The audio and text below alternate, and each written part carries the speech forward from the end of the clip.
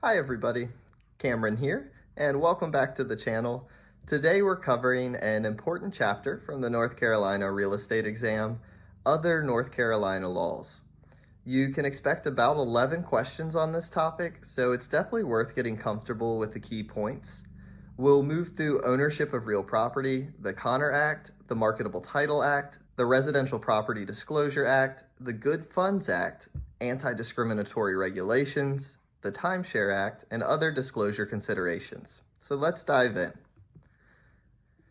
In North Carolina, property can be owned individually, in severalty, or jointly. Joint tenancy is rare here, and even when it's created, the right of survivorship isn't automatic unless clearly written into the deed. Married couples often use tenancy by entirety, which includes an automatic right of survivorship. Manufactured homes are personal property unless wheels and axles are removed, the property is affixed to own land, and the DMV title is canceled. Modular homes are always real property once installed. Agricultural fixtures installed by a tenant are considered real property and cannot be removed. The North Carolina Connor Act says certain real estate documents must be recorded to protect against third parties.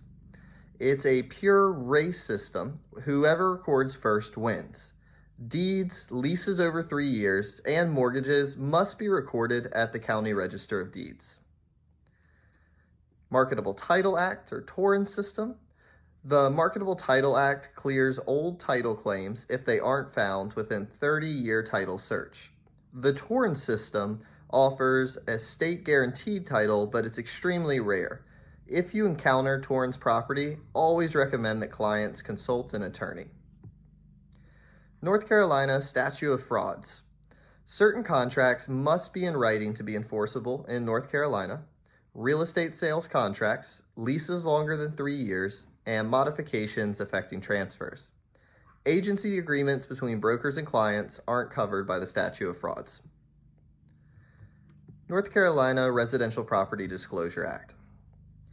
Sellers of residential properties, 1 to 4 units, must provide the Residential Property Disclosure Form, RPOADS, and a mineral and oil and gas rates disclosure before an offer is made.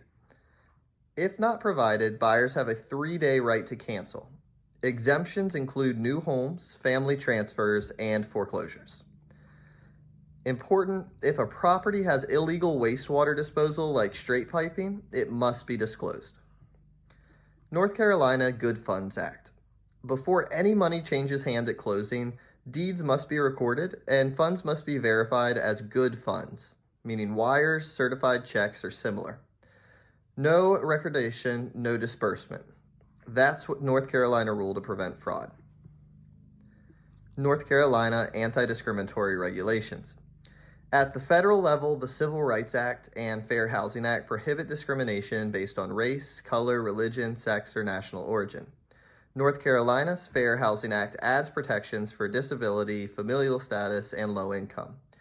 Even though there are a few exceptions, real estate brokers are always expected to comply. Violations can lead to license loss, lawsuits, and major penalties. A timeshare is the right to use a property for 5 or more separate periods over at least 5 years. Developers must register projects with the North Carolina Real Estate Commission, and all sales must be handled by licensed brokers. Buyers have a 5-day right to cancel, and any money paid must be held in a trust account until that cancellation window expires. Brokers handling timeshares have strict disclosure and reporting rules to follow. Other disclosure considerations in North Carolina. In North Carolina, sellers generally don't have to disclose if a property is stigmatized, such as a death or a haunting, but they must never lie if asked directly. The Unfair and Deceptive Trade Practices Act prohibits brokers from deceptive acts. Violations can mean fines and triple damages. Caveat emptor, or let the buyer beware, still applies to sellers, but brokers must always disclose material facts. Square footage must be accurate. Brokers should measure themselves when possible and not solely rely on tax records. Now some basic construction knowledge. Framing, platform framing is the standard.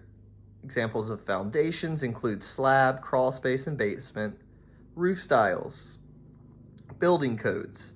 New homes must meet code and get a certificate of occupancy before people can move in.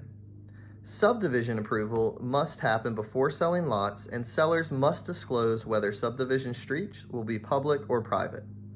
Also, septic permit limits the number of bedrooms. Brokers must verify this. So that's a full sweep through the most important parts of North Carolina's additional real estate laws. If you understood these basics, the recording laws, disclosure rules, fair housing protections, and timeshare regulations, you'll be in great shape for your exam and your career in real estate. Thanks for hanging out with me today, and I'll see you next time as we tackle more key topics. Cheers!